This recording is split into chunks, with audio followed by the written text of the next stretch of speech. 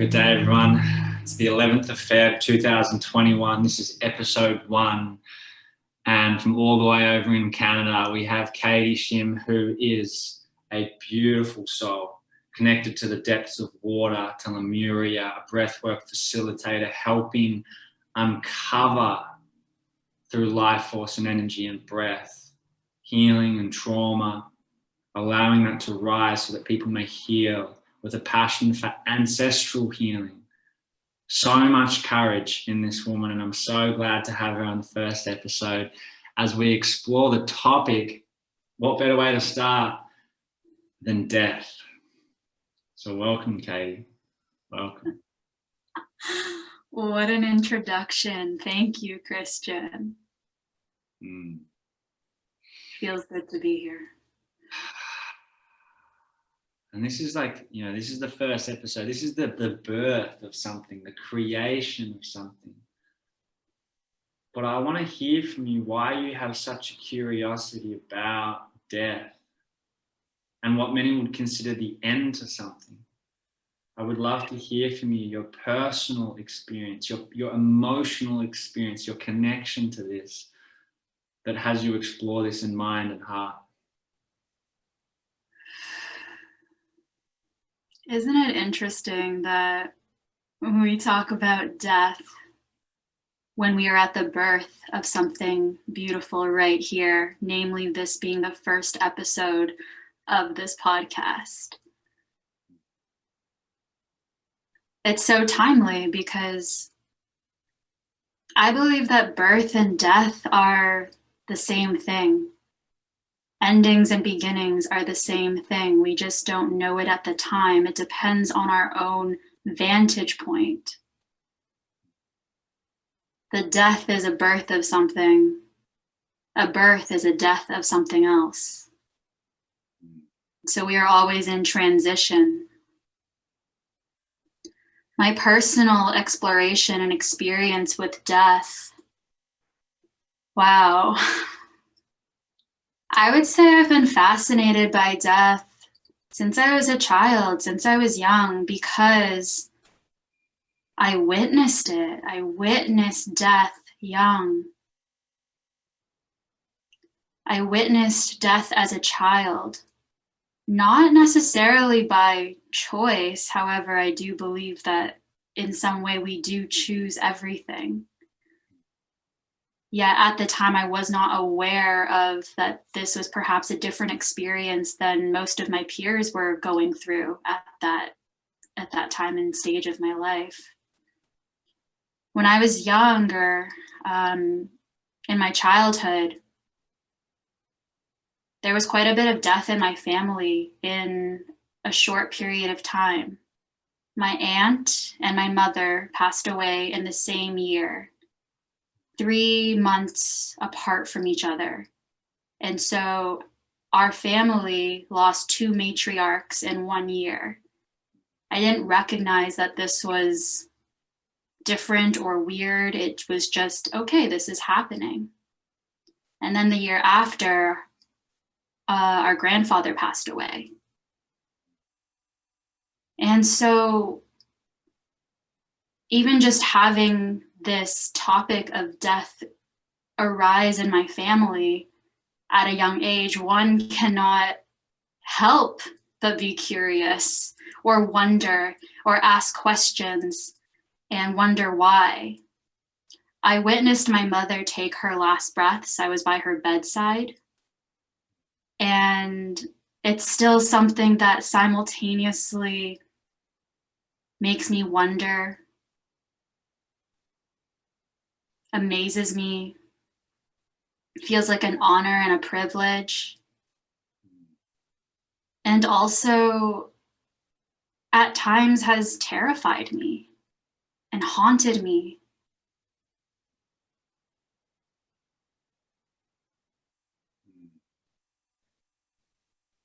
Yeah. No, it's interesting. I didn't experience death at a young age, not even a loved one or anything. And it was only I remember I was sitting in year 11 in school and they called me to the office and I found out my grandfather had passed. And my hindsight reflection of that experience was there was no emotion. Like even at the hospital, my grandma was like, it's okay to cry. But for me, it was just this I wasn't connected to what had just happened, or even to my own emotions, myself in that experience. And then when my grandma passed years later, wow, such a deep spiritual connection with her only years later. And what showed up after that was, experiences of her coming to me through other people. Yeah, and a sense of it. 3 elderly German women.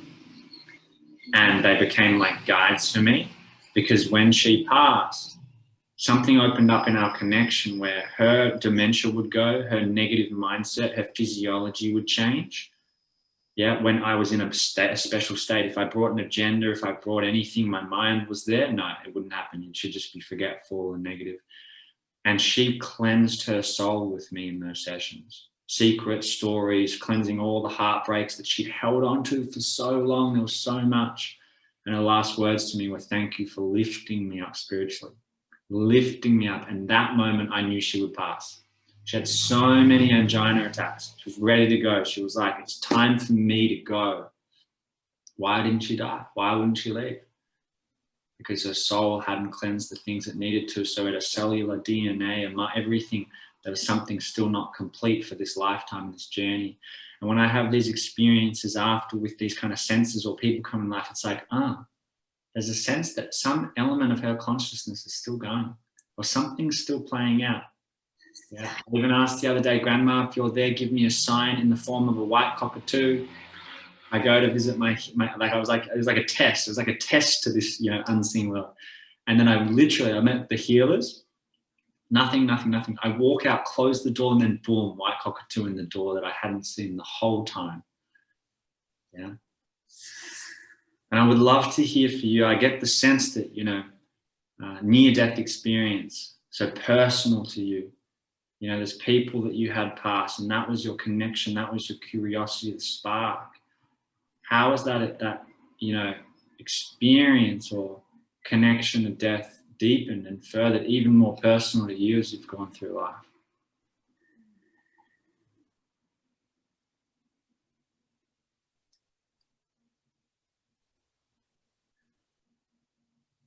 When I moved to Hawaii about a year and a half ago, it was a challenging time. And really, I moved there on my own. I moved there from a deep, deep, deep soul calling. And similar to what you shared, how spirit can communicate through people. It was that experience that called me there, and I had no idea why. And when I landed on the beautiful island of Oahu, I remember landing there and then asking, what am I doing here? Why am I here? And it brought up a lot of deeper questions, and I was seeking deep guidance. And that was the first time that I really started to seek deep guidance from my mom. My mom brought us, our family, to Hawaii when we were young, and there was just something that I knew I needed to explore there. And now looking back, I really called upon her for guidance. And the experience of calling upon her for guidance, yet not knowing where to look, or not knowing where to turn to, was really fascinating, because I would have these fascinating, interesting experiences when I would be at the depths of my pain and I'd be just hurting and just so feeling lost. Then I would get a small little, almost like a ping or a little whisper of, okay, go here or go here. And I would not understand why. And I remember there's 2 experiences that I'll share in particular. One of those days was, I hadn't gone to a yoga class in a while. And so I went there, and it was a brand new space, didn't know anyone there. And I hadn't practiced yoga in a while. I felt very out of my element. I felt like I didn't belong, very out of place. I saw a woman at the parking lot And I mustered up the courage to ask her, hey, can you please show me the door? I felt like I was so small. I was terrified to even open my mouth. Yeah, I knew that I had nowhere else to go.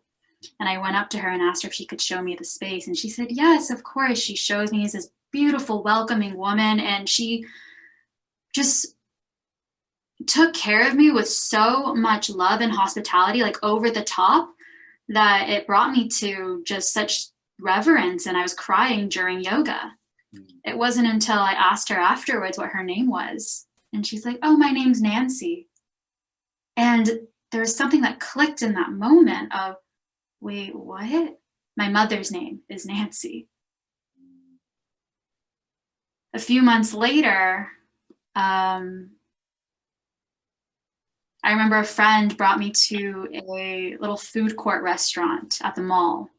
And it was kind of a similar feeling experience of, what am I doing? What's going on? That feeling had surfaced again. We stop at this restaurant, this little stand, and this woman is so nice.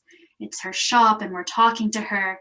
And just the way she looks at me, I'm just like, oh, wow, I haven't seen this energy in a while.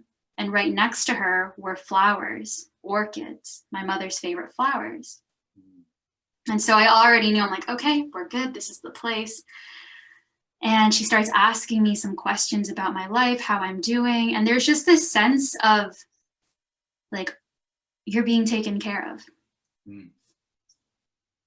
She gives us the food. She says, hey, I included some extra mango puddings. And I was like, wow, thank you so much for your generosity. Like, can I get your name? And she's like, oh, my name's Nancy. And I was like, what? So these were kind of the first few experiences that really showed me that spirit and people who have passed have a way of communicating with us in different shapes and forms, yet they will communicate through people, through animals, through experiences, and it's unexplainable. It's unexplainable. It had me go on my own journey and exploration because I found that I wanted to discuss and talk to my mom, but I didn't know how to go about that. And so it led me on a journey of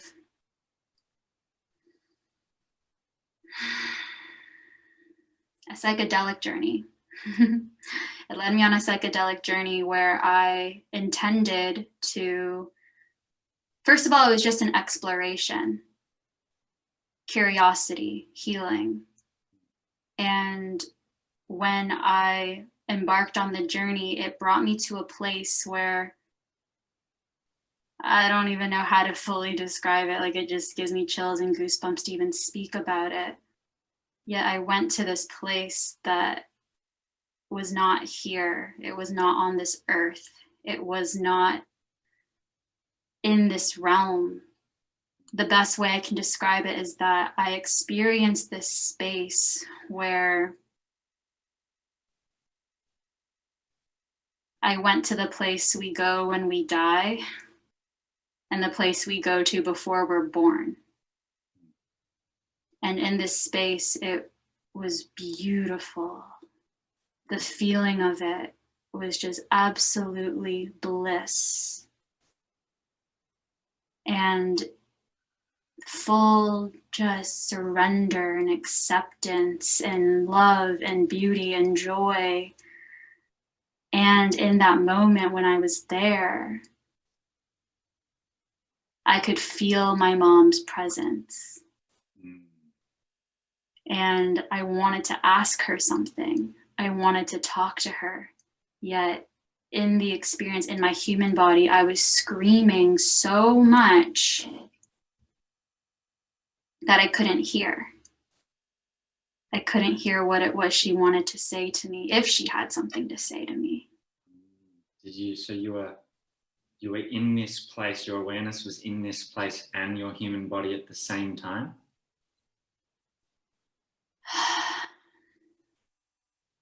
Yeah. Mostly it was in this place first, And I did not have any recollection or any just feeling or experience in my human body. But as I was coming back, it was like that in between where I was screaming and I was crying in my human body, but I was not aware of that my human body was doing that while I was in this space. Yeah, wow. Yeah. And so it was interesting because how I perceived that and integrated that afterwards was, wow, the amount that I had screamed, just the people I was around who were holding such loving space for me, who were making sure I was safe and taking care of me, they were like, wow, you were really screaming. And I was like, I was. And they're like, yeah, like you were loud. And I didn't even know I had that in me. I didn't know that was inside me. And so I perceived that, wow, there's some stuff that's inside.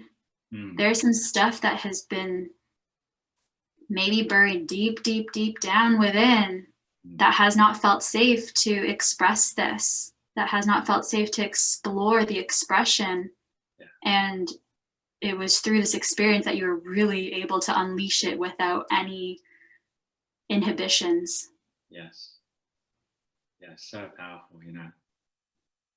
And you know, some people say we have these 7 energetic bodies, right, that really go from that physical dense layer, you know, into kind of more the etheric and, you know, the emotional and the mental and the upper mental and the spirit, the soul, the spirit. And there's like, as you're sharing, you know, like this sense of like, it's like one of those bodies is in pain because some part of you was gone to somewhere else. And, you know, I hear so many people in my line of work that say sometimes they just have so much pain or anger that they're like carnated in a human form. It's like their spirit is in pain that it's here, and they have to learn how to be human and be in their body, and you know, and they treat their body terribly at first, yeah, health-wise. It's like almost like self-abuse, yeah, overweight or undernourished, or because they're just so much pain. And then it's learning to self-love, you know, in this human experience. And you know, what you share there is, you know, there's the technical term NDE, a near-death experience, and this is very well documented, and it's even on Netflix shows right now. I think Life After Death, or you know, you can look it up. Yeah, and then you know, even Zach Bush, someone talks about, and so many people, heart stops, awareness leaves the body in this realm of bliss, absolute bliss. And it's like the deepest acceptance they've ever felt in love in their whole life. And then they get resuscitated or something happens, a spirit says it's not your time, or a loved one, a previous loved one is like, you need to go back. And then boom, come back into their body, feel the pain in the hospital or whatever's happened, you know, they've drowned or something. And one of the very common first things is, why did you bring me back? Yeah. Mm-hmm. Yeah. I'd love to know your experience of that when you came back to your body and the screaming and the kind of, was there a sense of why did you bring me back? Was it difficult? Because you mentioned the integration. I'm so curious to hear about, you know, experience psychedelic that's taken your brain and your spirit and all these things to somewhere, and then you come back to Katie's body. You know, what was that first feeling like? And how was the integration process? So the first experience of coming back was, at first it was shock. I think I was surprised that I had all of that, let's just say, gusto in me to scream at the top of my lungs and just blast out loud. Just like everyone who was there in that space said, wow, like you were in pain. We heard you, we felt it. And we just sent so much love and blessings. And I was really grateful to have a space where the people who were there could hold that for me, because I didn't know that was going to come through. And so there was a lot of integration of wondering, where did that pain come from? Is that all from my lifetime? Is it from my childhood? And it opened up more questions of, maybe this isn't just from my lifetime. maybe this isn't just from this physical life of when I was born. Maybe it's from my ancestors, and in ways I'll never know. And then it brought questions of what was the thing that my mom wanted to tell me? Because I lost my mother at 13 years old, and a question that I've had as I've matured and grown has been, is there anything that she wants to say to me, or would she parent me differently at this age? And so, if anything, it was massive curiosity, Kristian. And I wanted to go back in and explore that again. And so a week later, I sat in ceremony again and went there. And it was a very similar experience physically. It brought up a lot of, I didn't necessarily go into the same space of that bliss. I feel that in the first journey, that was what I was meant to explore. And the second journey was more about, can you deeply surrender? Can you deeply surrender through your breath? For the more that you surrender, the more painless this will be. The more that you can enjoy.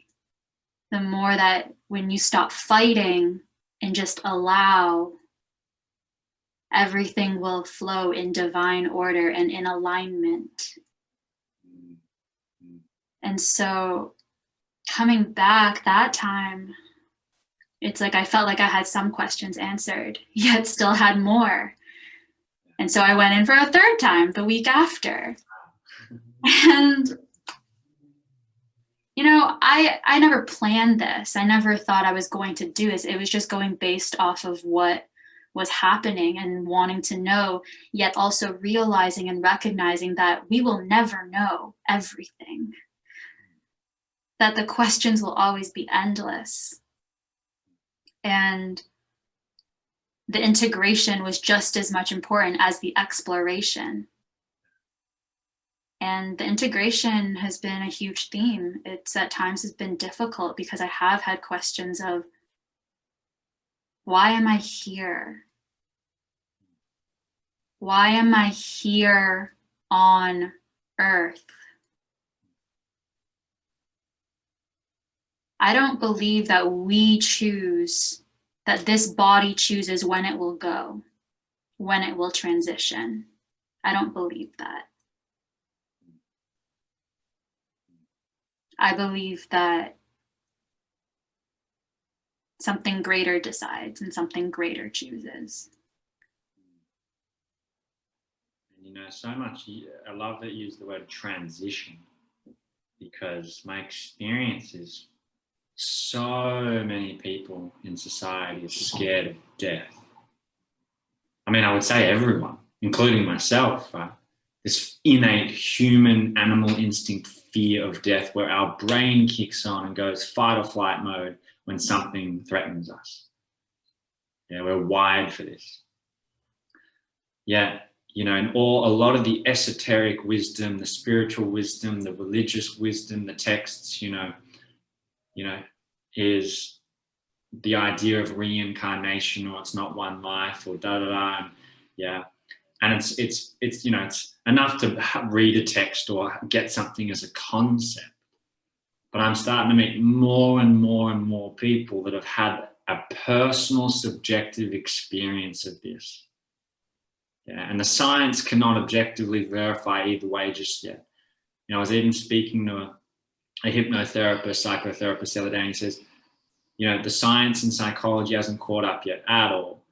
And I think we're going to get to a point at some stage where we recognize that, well, I think the subjective experience is the most important thing, not the objective. And you can't, because we all have a unique subjective experience based on whatever, our life, experiences, events, our family, upbringing, all of this. You can't objectively verify it all. And so I would love to ask you, so based on, this early experience you had in childhood, your personal experience and that drive to go back in, it's like, I get this sense it's like this you just want to know, you want to resolve the pain, there's a yearning, there's a connection. It's really about love, because it's like to connect with my mom and the love and to understand this life. Yeah, that's what's the driving force, I hear. You know, and then you're in Katie, you know. It's like, how do you integrate this? Or what does this bring to your life? These experiences. What does this mean for you? What does this shift in you? What does this change in you? Because it doesn't matter what people believe. People can believe in reincarnation, not yeah. Like everyone's going to have some kind of story or experience. But for you personally, you know, what have those experiences shifted in you? In your perspective, in your life, how you approach it, in the healing journey?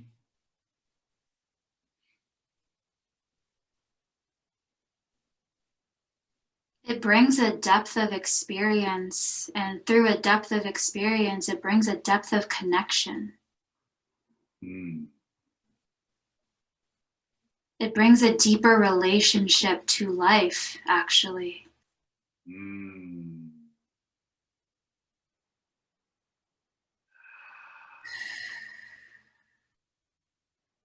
Wow. Profound.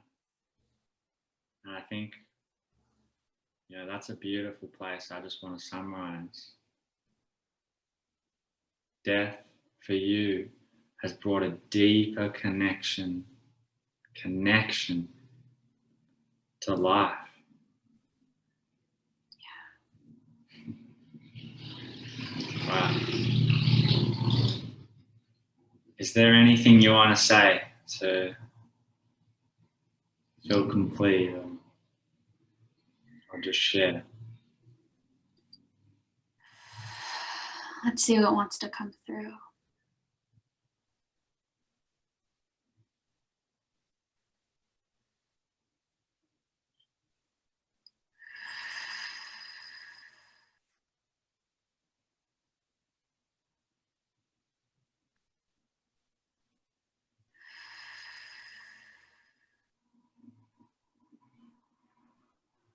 The deeper connection we have to life,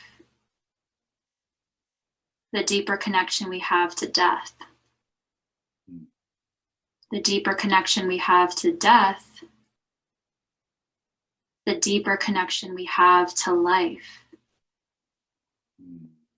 And how we experience this, because I can talk about it, I can say it through words, you're hearing it through my vibrations, my voice. But how we experience this ever so intimately in our own human spacesuit, in our human body, in this form, is through our breath. Amazing, amazing. When we come into this life, we take our first breath. When we leave this physical vessel, we take our last breath. And so our life is a series of inhales and exhales. Birth, death, letting in, letting out. And so if one is ever asking for deeper wisdom or knowledge, it's all in your vessel, it's all in your being. We all have access to all of these experiences, all of this information. And the access point, the key, the vehicle is the breath, really. Beautiful. Thank you so much, Katie. You know, what I'm taking away is just who you are and why breath work and why the word breathe is so important to you and how connected it is to your early childhood experiences. And for the people, all of us in the world, it's like if we fear death, we're just suppressing this reality, something down, and it actually has us be less connected with life. And when we embrace death and we embrace life and we embrace our breath, like how present, you know, even with being with you now, how present can we be with our breath? Because it's automatic. It is the thing that our whole, the intelligence of this whole human body just does without us even having to think. But how present can our awareness be? Because that's how defining, or the thin line of the veil of life and death, is that breath. Yeah. My breath has brought me to far more exciting, deeper, expansive places than any airplane or car or conversation ever has. Amazing.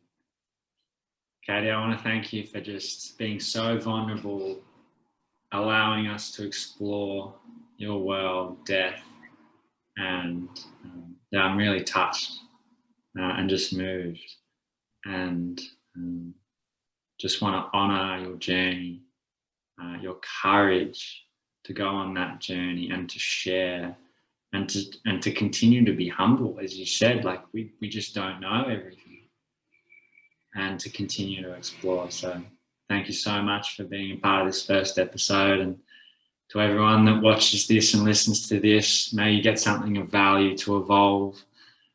And please hit the subscribe if you want to join us in more conversations like this and learn more and reconnect and come home to our heart and our souls. So thank you. Thank you.